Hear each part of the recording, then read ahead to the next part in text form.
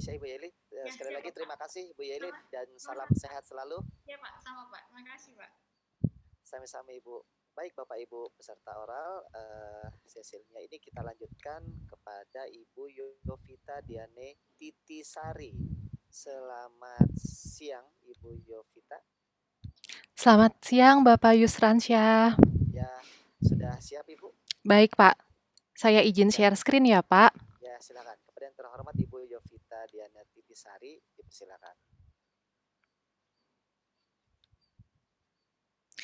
Selamat siang Bapak Yusransyah, selamat siang Bapak Ibu sekalian. Perkenalkan, nama saya Yovita Diana Titisari, apoteker dari Rumah Sakit Khusus Kanker MRCC Siloam Semanggi, Jakarta. Pada kesempatan hari ini ingin melakukan presentasi mengenai salah satu project seperti itu yang kami lakukan bersama dengan teman-teman praktisi farmasi onkologi di berbagai rumah sakit yang ada di Indonesia mengenai kelas farmasi onkologi dengan judul presentasi Apoteker Pembelajar Sepanjang Hayat Penerapan pada Kelas Farmasi Onkologi. Konsep apoteker pembelajar sepanjang hayat atau pharmacist as a lifelong learner itu bisa kita artikan sebagai bahwa tentu kita sama-sama menyadari ya, pembelajaran tidak berhenti setelah kita lulus dari perkuliahan. Continuous education kita butuhkan untuk baik memperdalam pengalaman kita ataupun untuk memanfaatkan atau membuka peluang-peluang baru buat praktik kita sehari-hari, di mana pembelajaran secara kontinu ini dapat dilakukan baik misalnya kita sekolah lagi, postgraduate training atau postgraduate degree, terus kemudian ada program mentorship, preceptorship, kemudian ada seperti kita mengikuti PIT IAI seperti ini, kita menjadi member dari Professional Association, ataupun certification or licensure, di mana kalau untuk farmasi onkologi sendiri, ini pembelajaran yang kontinus itu sangat-sangat dibutuhkan. Mungkin kalau kita berbicara tentang farmasi onkologi, berbicara tentang kemoterapi pada pasien kanker, yang terlihat di atas mungkin untuk farmasi itu adalah resep protokol kemo. Padahal di bawahnya banyak sekali hal yang patut kita eksplor. Bagaimana handling cytotoksik yang tepat, bagaimana kompatibilitas obat itu berperan di dalam keselamatan pasien, stabilitas obat, kesesuaian dosis, regimen yang digunakan. Kalau pasien udah gagal dengan satu regimen berikutnya itu apa? Belum lagi kita berbicara kalau obat kemo ini banyak sekali restriksi di formularium nasional yang harus kita patuhi. Penanganan efek samping kalau terkena kemoterapi itu juga banyak tanyanya ke apoteker. Dan di antara semua itu kita juga harus cope up nih sama kecepatan perkembangan obat onkologi yang luar biasa cepatnya. Dari sini beberapa apoteker di Indonesia yang berminat atau sehari-hari bekerja dengan onkologi ini menyelenggarakan sebuah webinar pendahuluan. Ini didukung oleh Hisfarsi Jawa Tengah dan juga oleh Farmasi Klinik Indonesia. Di situ kita mengadakan sebuah panel discussion dengan pertanyaan utama, jika Anda dihadapkan pada opportunity atau sebuah kelas untuk bergabung dalam forum belajar bersama mengenai farmasi onkologi, Anda berminat atau tidak? Dan ternyata dari sekitar 400 apoteker yang hadir di webinar tersebut, 95% mengatakan mereka sangat berminat. Jadi minatnya sangat besar sekali terhadap kelas ini.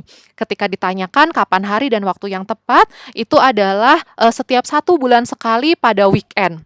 Mungkin kita sesama apoteker rumah sakit tahu lah ya, weekday itu adalah sudah beres bekerja di rumah sakit dan langsung tepar mungkin. Nah, dari webinar pendahuluan itu dan ternyata demand cukup besar, kami beberapa apoteker yang berminat di onkologi kemudian volunteer untuk membentuk sebuah onkologi pharmacy class, di mana launchingnya ini kami adakan dengan sebuah webinar yang dihadiri juga oleh wakil dari APOPA atau Asia Pacific Oncology Pharmacy Association. Nah, di webinar tersebut kami melakukan launching dari kelas pembelajaran ini untuk memberitahu atau seperti apa sih kelasnya ini akan berlangsung. Sebenarnya tujuan dari kelas ini balik lagi ke konsep tadi apoteker pembelajar sepanjang hayat. Konsepnya adalah ini adalah wadah belajar wadah belajar berkelanjutan bagi para apoteker Indonesia yang bekerja di bidang onkologi. Kenapa kami sebut wadah? Karena nanti ada ada struktur setiap hari belajar apa saja yang harus dicapai. Jadi lebih terarah belajarnya. Dan untuk mempersiapkan nih sumber daya apoteker di Indonesia jika nanti suatu saat akan ada pengembangan spesialisasi apoteker terutama di bidang onkologi di Indonesia. Kami membagi kelasnya ini menjadi dua step, basic dan advance. Untuk kelas basicnya sendiri kami adakan setiap bulan di hari Sabtu dan Minggu di minggu ketiga setiap bulan tersebut menggunakan platform Zoom. Ini adalah sebuah blessing in disguise ya dari pandemi ini kita bisa berkenalan dengan Zoom, semua apoteker dari seluruh Indonesia bisa belajar bareng. Kita ada 4 stase. Di sini kita bagi jadi 4 stase, di mana peserta tuh nggak harus mengikuti semua stase gitu. Mereka bisa kayak, kalau misalnya baru tahu nih di stase 2 mereka bisa ikut belajar di stase 2. Anyway, untuk stase 1-nya sendiri kita membahas tentang basic pharmacology of cancer therapy. Ini sudah kita laksanakan, syukurlah sudah dilaksanakan dengan, baik. Ada 5 topik yang kami bahas di stase 1 kemarin. Untuk stase 2 kita berbicara tentang cytotoxic drug handling. Jadi tadi kita kalau stase 1 basic farmakologi obatnya dulu nih kita kenalan sama obatnya. Baru kemudian di stase 2 kita kenalan sama bagaimana handling yang tepat. Bagaimana kalau mau set up cytotoxic center di rumah sakit masing-masing. Terus kemudian apa saja yang harus diperhatikan, biological safety cabinet dan lain-lain. Stase 2 ini juga syukurlah sudah berlangsung dengan baik. Dan sekarang yang sedang ongoing adalah stase 3, di mana di stase 3 ini kami belajar mengenai farmakoterapi dari most prevalent cancer. Dan ini kami sangat bersyukur karena kami boleh menggandeng juga dari Perhimpunan Dokter Onkologi Medis dan Transfusi Darah Indonesia atau Perhompedin. Jadi ini banyak dokter-dokter KAHOM, konsultan hematologi onkologi medis yang boleh membantu di kelas kami. Untuk ini masih ongoing. Untuk stase 4 nanti akan sekitar 2 bulan lagi kita launch. Itu adalah untuk manajemen dari kemoterapi side effect. Nah, pembelajarannya tadi seperti yang sudah saya sampaikan itu secara live dilakukan melalui Zoom. Tapi kami di sini punya sebuah platform bernama Edmodo. Ini adalah sebuah platform yang syukurlah peserta itu dapat join di kelasnya. Di situ sudah ada pretest, sudah ada post-test, kemudian rekaman dari Zoom-nya itu juga sudah ada di situ sehingga kalau aduh kayaknya kemarin saya masih belum ngerti deh gitu dia bisa balik lagi ke Edmodo-nya. Ini akan terus ada untuk Edmodo-nya ini. Di sini juga bisa melakukan diskusi topik. Jadi misalnya karena tentu praktek di masing-masing rumah sakit beda-beda, kita bisa diskusi topik di Edmodo ini sehingga semuanya terdokumentasi dengan baik. Tadi seperti sudah saya kemukakan, stase 1 sudah kami lalui dengan 173 peserta, stase 2 ini adalah 162 stase 2 adalah 154 peserta, maaf, dan stase 3 sedang ongoing dengan 162 peserta. Jadi demand-nya sangat tinggi sekali. Dan bagaimana dengan evaluasinya? Ternyata evaluasi dari para apoteker yang melakukan atau yang bergabung di kelas farmasi onkologi ini semuanya memberikan respon baik untuk pemahaman terhadap materi, pengalaman belajar, dan juga tingkat semangat belajar dalam kelas ini ada di level sangat baik dan baik. Baik di stase 1 maupun di stase 2. Jadi di sini kita dapat melihat antusiasme yang cukup tinggi dari teman-teman apoteker yang berperan di bidang onkologi. Take home message-nya sebenarnya adalah kami ingin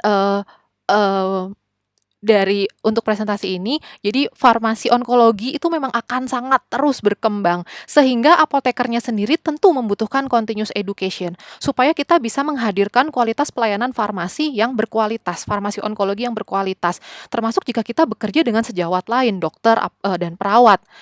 Sehingga kelas farmasi onkologi ini kami rasa dapat menjadi model dari penerapan konsep tadi apoteker pembelajar sepanjang hayat. Karena dengan konsep belajar seperti ini ternyata peserta itu mampu mendapatkan pemahaman, semangat, dan pengalaman belajar yang baik di dalam kelas. Yang kami harapkan adalah karena kelas ini masih bersifat voluntary, kami berharap dapat menggandeng stakeholder agar pembelajaran berkelanjutan ini dapat terus berkembang dan tentunya tujuannya semuanya adalah untuk kemajuan praktek farmasi onkologi di Indonesia. Sekian dari saya, terima kasih. Saya kembalikan kepada Bapak Yusransyah. Ya, terima kasih luar biasa sekali Ibu Yovita Diantitisari tentang apoteker pembelajar sepanjang hayat ya Bu ya, lifelong learner.